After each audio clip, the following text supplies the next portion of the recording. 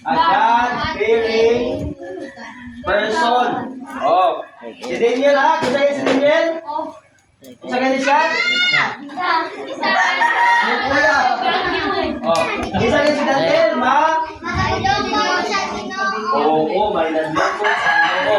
O si Daniel, nagpuyo siya sa lugar sa Jerusalem. Oh.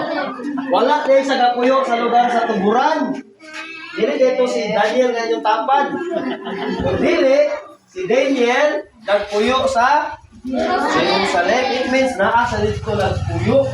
O si Daniel, mag-ampo siya sa adlaw na 10 ka beses. Kapila kayo mag-ampo si Daniel? Oo, asa natin sa mag-ampo?